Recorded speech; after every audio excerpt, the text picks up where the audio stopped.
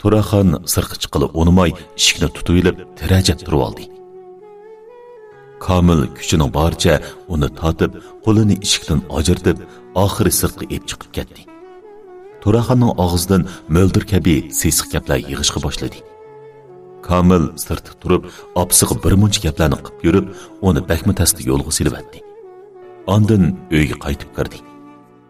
U uyga kirganda bolasi qo'rqib ketib, qiqirab yig'layotgan. Gulxon ko'zlaridan g'azab o'tlarini yalqinjitib, bir nuqtaga tikilib qolgan edi. U ishtiqla Gulxonning oldiga kelib, yana tizlandi. Gulxon, meni kechir. Apam ishtiqlik qilib soldi.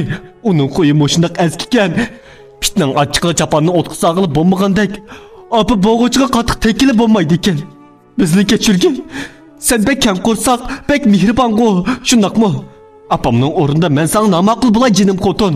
Bizni kechir. Mushu apamniz. Bo'ldi bas Komil. Bizning munosabatimiz mushada oxirlasin. Men sizlarni emas, o'zim kechiramayman. Endi mening o'lik tirikim bilanmi qaringlar bo'lmasin. Men hozir butunlay salom bo'ldim. Qo'limdan har balo kelishi mumkin. Endi bo'ldi qilayli. Bo'ldi Komil. Men sizni undaq qil deb o'ltirdiganga cho'lam tegmaydi. Men bundaq gaplarni to'la anglab, yerib, zerikib ketdim. Mayli siz qanday qilishingizdan qat'iy nazar, men sizga endi ishonmayman. Menga ishonmayman. Komil, siz meni bakla umidsizlantirdingiz. Sizga ishonadigan bir qadam yo'limni qo'ymadingiz. Sizga ishongandan ko'ra o'zimning shu pishoniligimga, dodligimga ishonay. Gulxon hasrat bilan uningga qaradi. Komil irg'onlig'icha o'rnidan tasdiq turib, karvatning girviga kelib o'ltirdi. U chamdonniki qalaymqon tashlab qo'yilgan kiyimlarga, uy ichiga, ondan Gulxonning chiroyiga xeli uzun tikilib qarab, o'n vaqtda odamdek nima qilishni bilmay turib qoldi.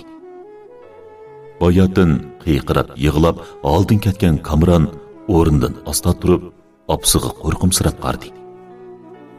Ondan uning yeniga kelib, uning beligini bo'sh silab baqdi.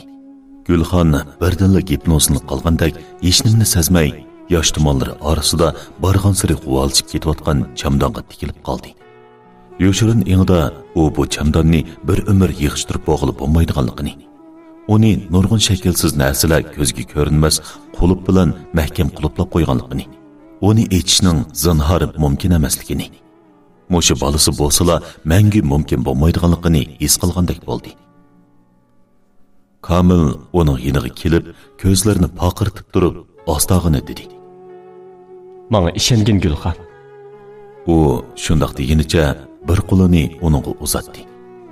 U birdanla uning qo'lining do'mbisiga qimordan qo'l uzish degan ikki xatni chektirib olganligini, ustiga yangidan surtilgan ko'k siyoh bilan yengni izidan tapchib turgan qonning orilishib ketganligini bayqadi. U cho'chigan o'diqqan holda beshini ko'tarib, uning samimiylik bilan yalvarayotgan ko'zlariga qaradi. Yuragini eshittirayotgan ochiq bir tuyg'u uning yuragidan butun jismiga tarqalishga boshladi. Siz kim? Men qimordan qo'l uzish degan bu xat chekilgan qo'limda yana qimor ustiga yiqilishib qimor o'ynasam bo'lmaydi. Sen mening irodamga cho'qim ishonishing kerak. Komil. Komil. U alamlik chiyqirab ketdi. Uning bu chiyqirab chiqqan ovoziga sonsizligan mehr muhabbat, yaxshi ko'rish, nafrat, azobning singib ketganligini xiyoliga keltirmagan edi. Komil uning sal yumshab qolganligini ko'rib, birdanla o'rnidan chachirab turib, o'ziga hayronlik bilan qarab turgan Gulxonni bag'riga ching bosdi. Gulxonning g'azab nafrati uning bag'rida birdanla erib ketdi. Uning bag'rida tashnoliq, iltijoliq bir holatda o'ksib yig'lab turib, iltijoliq yalvurishga boshladi. Sizdan o'tinib qolay. Endi bu yo'lga qadam bosmang. Qimorga yaqin kelmang. Bizga siz bo'lmasangiz bo'lmaydi. Men sizning o'zingizni qat'iy o'zgartirish niyati kelganingizdan ben xushal bo'ldim, Komil. Bo'pti, mushu eng oxirgi bir qatim ishinib turay. Lekin mavjud emas Gulxon. Men o'zgarman. Men eski xo'yimni tashlayman. Barliq badqiliqlarimni tashlayman. Rostilla o'zgarman. Manga ishonki. Men bu qitim rost deyapman. Gulxon uning bag'ridan asta ajrilib chiqib, chamdanni asldagi o'rniga qo'ydi. Kiyim-kechaklarni yana tartmaga sep qo'ydi. U turibla o'zining bo'shanligi, irodasizligidan o'ziga ochchig'imi keldi. Tun nisbida ular kelgusi turmushini oldin mo'lcharlash, planlash bilan oldirash bo'lib ketdi. Ular ertadan boshlab qanday qilish haqida uzundan uzun maslahat qilishdi. Har qaysisi o'ziga tushliq ish tepib qilish, oila kirimini tadrijiy ko'paytib, chiqimni qattiq tejab, barliq kuchi bilan qarzlarni to'liq qaytarib, yangidan uy setib olish, bolasini davlat ilkidagi yasliga berish. Ularning orzu istaklari shuncha ulug'vor, shuncha go'zal edi. Gulxon turmushi birdanla yaxshilanib, yangi to'y qilgan davriga qaytib kelgandek bo'lib, sansizlagan plan va she'rin xiyollarga g'arq bo'ldi. Qorong'u kechida u o'g'lining ovoq badanini siylab, o'xtatib, o'ziga tilak tilagandek ichida so'zlab ketdi. O'g'lim, dadang tuziladigan bo'ldi. Endi sen nahayta tezli samirib ketasan, nahayta tezli at elib paxlan bo'lib ketasan. Faqat dadang gapida tursa, bu uy bir oilaga o'xshasila, sen samirib o'maq bo'lib ketasan. Boy tatib o'sib, cho'ng yigitga aylanasan. Kelguson cho'qim parlaq bo'ladi. Ardın 3 kun o'tib ketdi. Bu 3 kun ichida Komil har kuni uyga dal vaqtida qaytib keldi. U uning pildirlab turgan ko'z qarchiqidan o'zining xilidan beri yo'qitib qo'ygan tabassum yamrigan chiroyini topgandek bo'ldi. 4-chi kuni u yana g'oyib bo'ldi. Uyiga qaytib kelmadi. U xiyolida yerni necha vaqtdan buyon tashlab qo'ygan vazifasini o'rindash bilan oldirish bo'lib ketgan bo'lmasin yana deb o'ylab, u ishlayotgan shirkatga telefon qilib so'rashtirdi. Qarshi tarafdan Kechiring xona, Kamol ayolim rak kasal bo'lib qoldi. Men uni davoltaman deb shirkatdan 10 ming yuan qarz olib, ruxsat so'ragan edi.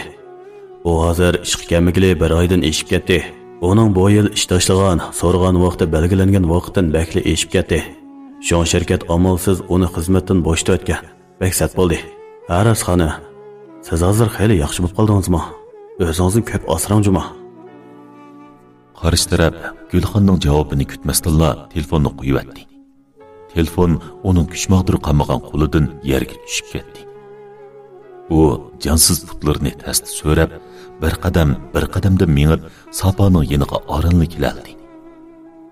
Onun uy ichidan qaytadan bo'ron uvlashga boshlagandek bilindi. U uy ichida turibmi, so'ngakdan o'tgidek ochiq sovuqni his qildi. U daldangshigan holda Sapodan ayrilib, ustal qishig'i kelib, mag'dursizlangan holda o'rindiqqa o'zini tashladi. U uning bugun kechimi yana uyga qaytib kelmaydiganligiga ko'z yetdi. Atju, o'ginligicha qaytib kelgan holatdami yana shu yadang'u Tatırang'u, arg'in, ma'yus, iltijoliq chiqib turgan bechora chiroy, doim deb yotqi bo'lib ketgan va'da qasam. U yuzini olqini orsiga elib, ko'zni ching yumdi. Bolasi uning putiga yamishib chiqdi. Gulxon uning o'ruq, inchka, jonsiz, kichkina biligining qiri chiqib qolgan so'ngaklarini sezdi. Of, jinim, men yana nemini saqlayman? Nemiga tortishiman? Zodim nemiga? Uning bu qatim maydisiga, yana bir qatim peshonasiga qimardan qo'l uzish degan xatni chektirib kelishni saqlaymanmi? Uning yolg'ondan qasamlarni qilib, oqmas va'dalarni berishini saqlaymanmi? Men zodim nemiga tortishiman? Toshqan terisimi aran 3 kun paylaydi. Lekin men paylayotqili qancha zamonlar bo'ldi. Uf, bo'ldilar. Endi jinimga ekak sanmay. Onu ölüp qolmasin desam, ana bola ikkimiz muddatdan burun ölüp ketadigan o'xshaymiz. Men ketay. Yiroqlarga ketay. Faqat onundan ayrılıp yiroqlarga kelsam-la, bu azobdan qutulishim mumkin. Ya aqlini topa, ya qima ustida jinini sepera. Bu yerdan ketish kerak. Yiroqlarga ketishim. O topolmaydigan, bek yiroqlarga ketishim kerak. U bakmi uzoq o'ylanib o'ltirdi. O'tmishini, hozirni, kelgusini o'yladi. Turlik-tuman azgu xiyollar uni qiynashqa, chashqonga o'xshash yuragini g'ojilashga boshladi. Uning xiyoli yana Komilga kelib to'xtab qoldi. u qaytib kelgandan keyin uning tamoq yemaganligiga necha kun bo'lganligini kim bilsin? Meningdan ayrilib qolsa u qanday qiladi? Uningdan ayrilib qolsam men qanday qilaman? Men qanday qilaman? Men qanday qiladim? Tirikjon bo'lgandan keyin bir amal bo'lmamdi. Hayot turib nomratchilikning azobini tatib qiynalg'icha o'z kuchimga tayinib yashaganim men afzal emasmi? Muhabbat. Ey muhabbat. Sen bir şekilsiz kişendek, gözgü görünmez boyun turuqdek meni müşkünge koydun mu? Hemmisi mening aqlsizligim. Onun tuncu qıtım qımar oynağanlıqını sezken, bilgen çağımdıla, onun göz aldıdılı kelsem boptiken. Belki erişkinimizge yaxşı boğan bulattım iken. Ötken günler ötdi. Hem de işini yenidən başlay. Hemmini bugünden başlay. O o'rnidan asta turib chamdanni karpat ustiga qo'ydi. O'zining va bolasining ko'ni kiyimlarini chamdan ichiga avaylab selib, ustiga to'nogindan eshib qolgan bir piyola chiqudak sut parashkini va nechitali qilgan paranikni sut parashkining xaltasiga selib, uni chamdanning yopqichidagi yanchuqiga soldi.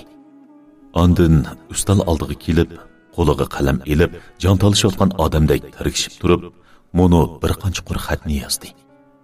Kamil, men ketdim. Muhabbatning bo'yin turqidan qutulish uchun bakmi yiroqlarga ketdim. Sizning qachonlarda tuyuq yo'ldan qaytib, xuddi men muhabbatning bo'yin turqidan qutulmoqchi bo'lib, qat'iy niyatga kelganga o'xshash, qimarning bo'yin turqidan qat'iy qutulib, o'z jiningizni bo'lsa-mu o'zingiz baqalig'idek, balangizga bir burda non tepib beraligidek bo'lganga qadar saqlab turishga taqatim qolmadi. Ham buningga ko'zimmi yetmadi. Endi bildim. Men muhabbatning quli emas. Sizga setilib kelganmi emas. Men endi muhabbatimizga salangan bu bo'yin turuqni pachoqlab tashlab, aqli hoshim bilan yashab, balani o'zim bir qo'lliq qatorga qo'shish niyatiga keldim. Agar meni qaytib kelgan deb o'ylasangiz, undaqda sizmi menga o'xshash qat'iy bir qarorga kelib, qimardan yiroq turib, o'z kuchingizga tayinib egilik tiklab. Men sizning egilik tiklab, nomratlarga qo'lingizni sungan, o'zingiz va mening qarindoshlarimni atrofingizga jam qilib, inoqlik, ittifoqlik gullarni echildirganlik haqidagi xabaringizni gazet yuzida ko'rgan yoki radioda anglaganimda, ondan qaytib kelishga emasligini o'ylashib ko'rishim mumkin. Men sizning oshkunlarni baldiroq ishga oshirishingizga tilakdoshman. Sizga baxt va omad tilab, Gulxon. Shik taraqqida echildi.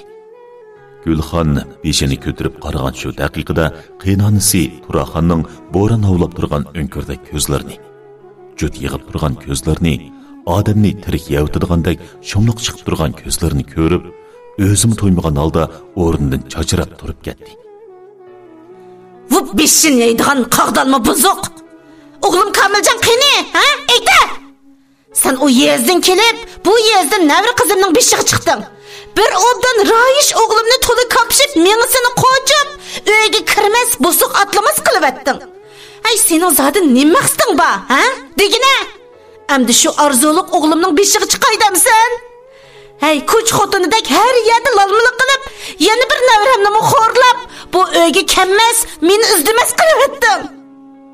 Sen sho'ri qurqur buzuq o'g'limni kadin chiqirib, navrilarimni terib beran qilib etib, laqaloqangni yig'ishtirib, nega buzuqchilik qilmaqanding? Aytarasva.